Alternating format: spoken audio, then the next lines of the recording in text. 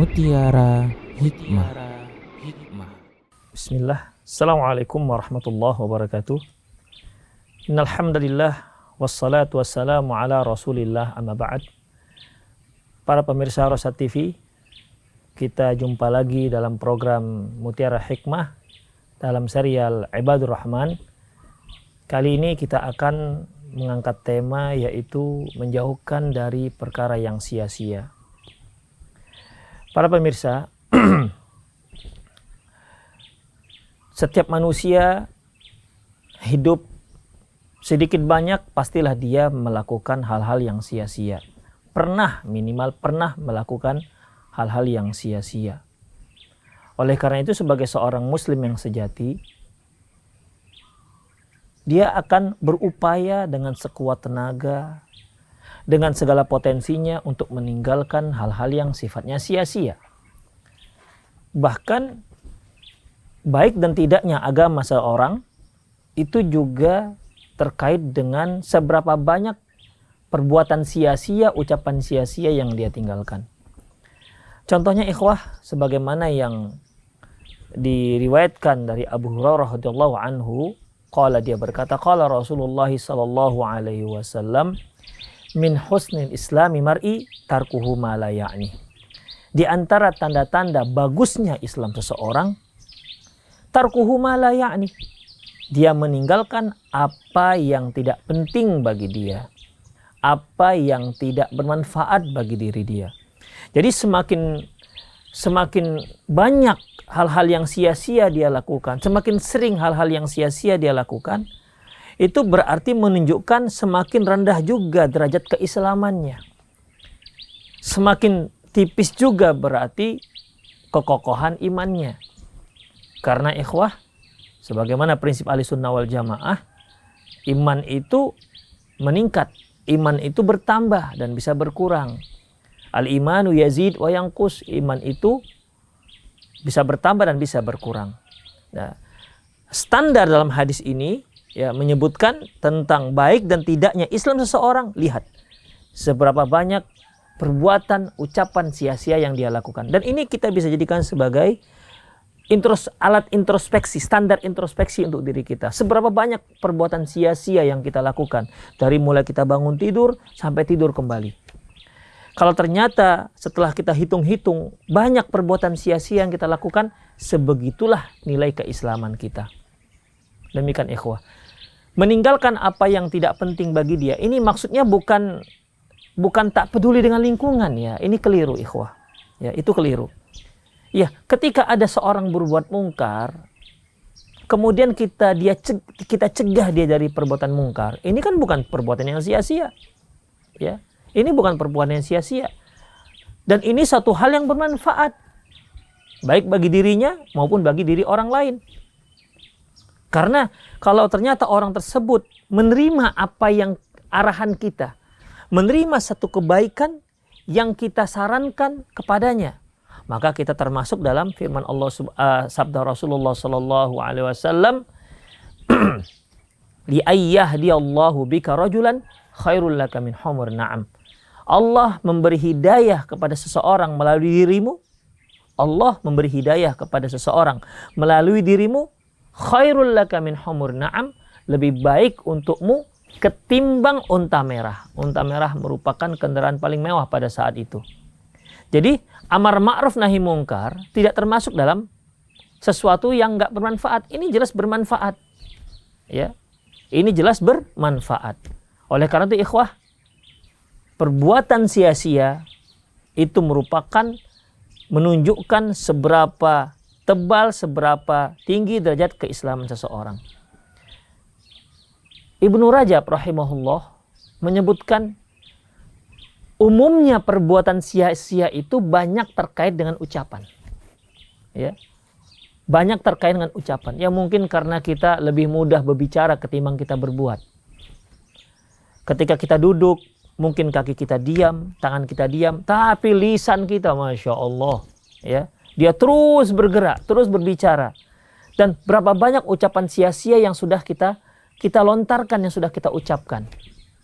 Oleh karena itu ikhwah, dalam hadis yang lain yang diriwayatkan oleh Al-Hasan bin Ali bin Abi Thalib radhiyallahu anhu, Rasulullah sallallahu alaihi wasallam bersabda, min husnil islami mar'i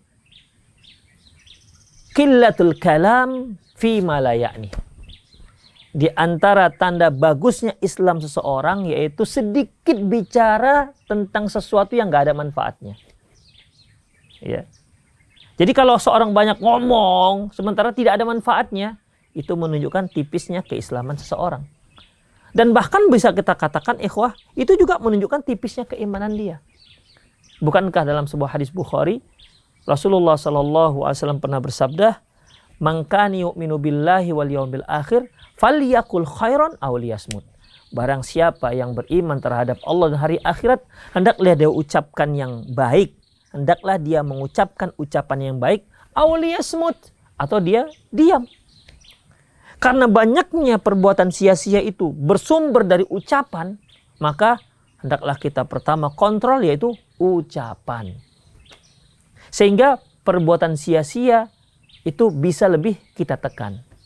Ma'asyiral muslimin rahimani Allah wa iyyakum, Abul Ishaq Al-Khawwas pernah berkata, "Innallaha yuhibbu thalathan wa yabghadu thalathan." Allah itu mencintai 3 hal dan membenci 3 hal. Fa amma ma yuhib, adapun yang dia cintai, faqillatul akal wa qillatun naum wa qillati al-kalam. Adapun yang dicintai oleh Allah yaitu sedikit tidur, sedikit makan, dan sedikit bicara. Wa amma ma yubghiduh, adapun yang dibenci oleh Allah Subhanahu wa taala, fakathratun naum, banyak tidur, wa kathratul akal, banyak makan, wa kathratul kalam, dan banyak ngomong, banyak bicara. Demikian ikhwah. Jadi para ulama itu banyak menyoroti masalah ini terkait dengan ucapan. Dan memang dosa manusia itu paling banyak itu ya terkait dengan ucapan. Ya. Sampai-sampai Rasulullah mengatakan, al-muslimu man salimal muslim min lisanihi wa yadihi. Seorang muslim adalah yang selamat muslim yang lain dari lisannya dan dari tangannya.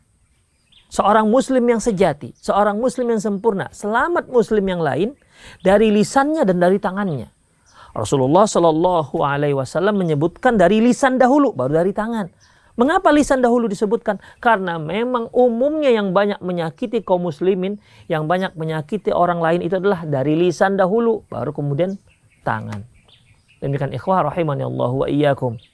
Makanya sebagai seorang mukmin, ya, sebagai seorang mukmin kita harus berhati-hati dari yang sifatnya sia-sia. Baik perbuatan yang sia-sia, apalagi ucapan yang sia-sia. Makanya Umar bin Abdul Aziz rahimahullah pernah berkata, "Mana adda kalamuhu mina amalihi." Barang siapa yang menghitung-hitung ucapannya dari amalannya, faqalla kalamuhu fi ma la ya'ni. Maka ucapan yang enggak penting pun akan sedikit dari yang keluar dari lisannya. Itu wasiat dari Umar bin Abdul Aziz. Kemudian kalau kita lihat firman Allah Subhanahu wa taala, di antara karakter seorang yang mukmin yaitu walladzina hum 'anil lagwi mu'ridun, yaitu seorang yang yang berpaling dari sesuatu yang sia-sia. Makanya ikhwah rahimani Allah wa iyyakum, apapun aktivitas kita, cobalah hitung-hitung lebih dahulu. Apakah ini sia-sia ataukah tidak? Bahkan kalau kita mau ngomong, kira-kira ucapan kita ini, yang akan kita ucapkan ini ada manfaatnya atau tidak? Kalau enggak, mendingan diam. Ya. Kalau tidak, mendingan diam. Makanya ada ungkapan Arab yang mengatakan, Al-kalamu dhahab was-sukutul fiddah. Bicara itu emas, diam itu perak. Walaupun tidak semua hal, ya. Ya kalau seandainya kita melihat ada sesuatu yang mungkar dan kemungkaran ini sumbernya dari orang yang di bawah tanggung jawab kita. Ya tentunya kita nggak katakan bicara itu emas, diam itu perak. Enggak. Di situ malah kita bicara, mencegah dia dari perbuatan mungkar, itu yang emas. Ya. Bukan malah diam yang perak, mendiamkan kemungkaran. Demikian ikhwah. Kemudian sebagaimana yang sering kita baca di akhir majelis yang biasa kita adakan, atau yang lebih masyhur dengan doa kafatul majlis, apa kata Rasulullah sallallahu alaihi wasallam, man jalasa fi majlisin fakathura laghatuhu thumma yaqulu qabla ay yaquma min majlisihi, barang siapa yang duduk di satu majelis kemudian banyak ya hal-hal yang sia-sia dia lakukan, lantas dia mengucapkan doa ini sebelum dia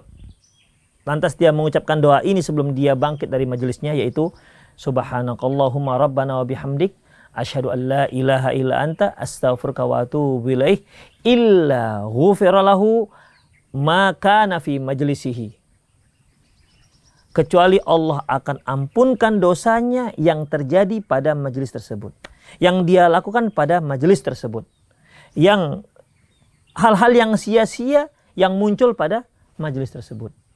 Makanya ikhwah, ya, setiap majelis yang kita lakukan, bukan hanya majelis taklim ikhwah, majelis ngopi misalnya, ngobrol dengan teman, maka ucapkan ini doa ini. Kita tidak tahu ketika kita ngobrol mungkin ada ucapan sia-sia, atau mungkin tanpa kita sadari kita menyakiti teman, hati teman yang kita ajak bicara, atau tanpa kita sadari kita telah menggibahi orang lain. Tanpa kita sadar, Maka jangan lupa sebelum bangkit, sebelum tinggalkan majelis tersebut, ucapkan subhanakallahumma rabbana wa bihamdik asyhadu an la ilaha illa anta astaghfiruka wa atubu ilaik. Insyaallah Allah akan ampuni dosa kita yang ada, yang terjadi disengaja maupun tidak disengaja di majelis tersebut. Terakhir ikhwah, ya semua kita seorang mukmin inginlah masuk ke dalam surga. Dan ternyata karakter penduduk surga ataupun penghuni surga itu mirip dengan karakter seorang mukmin semasa dia di dunia. Tadi kita telah membahas bahwasanya orang-orang mukmin itu selalu meninggalkan hal-hal yang sifatnya sia-sia. Walladzina hum 'anil lagwi mu'ridun, yaitu mereka yang meninggalkan, mereka yang berpaling dari hal-hal yang sifatnya sia-sia. Dan ternyata penghuni surga juga demikian. Ya. Allah Subhanahu wa taala menyebutkan dalam surat Maryam, la yasma'una fiha lawan illa salama. Bahwasanya orang-orang penghuni surga itu tidak pernah mendengar hal-hal yang sia-sia di dalam surga. Illa salama. Yang mereka dengar tuh ucapan salam. Jadi ketika mereka ketemu ucapan assalamualaikum, assalamualaikum. Tidak ada di sana ucapan yang sia-sia. Kemudian dalam surat An-Naba Allah Subhanahu wa taala firman, la yasma'una fiha lawan wala kidzaban. Ya. Bahwasanya penghuni surga itu tak pernah mendengar ucapan yang sia-sia dan tak pernah mendengar ucapan dusta. Itu dia. Ya. Dalam surat Al-Ghasyiyah mungkin semua kita sering mendengar, yaitu la yasma'una fiha laghiyah. Bahwasanya penduduk surga itu tidak pernah mendengar hal-hal yang sia-sia. Coba bayangkan ikhwah. Ketika kita tak pernah mendengar ucapan yang sia-sia, berarti tidak ada yang bicara sia-sia di sana. Ya. Oleh karena itu, apabila kita sebagai seorang mukmin dan ingin masuk ke dalam surga, maka berupayalah untuk meninggalkan semua perkara yang sifatnya sia-sia. Baik itu perbuatan, terutama ucapan yang sering tanpa kita sadari keluar dari lisan kita, ucapan-ucapan yang sia-sia, padahal itu semua akan dihisab oleh Allah Subhanahu wa taala. Semoga Allah Subhanahu wa taala memudahkan kita, memberi kita inayah dan hidayahnya agar kita bisa meninggalkan semua perkara yang sia-sia, karena ini memang sangat terkait dengan derajat keislaman, Islamnya kita. Saya ingatkan lagi sebuah hadis, min husni islami mar'i tarkuhu ma la ya'ni. Di antara tanda baiknya Islam seseorang, yaitu dia meninggalkan hal-hal yang tidak bermanfaat. Demikian aku qauli hadza wa astaghfirullah li wa lakum wa lisal muslimin innahu wal ghafurur rahim. Assalamualaikum warahmatullahi wabarakatuh.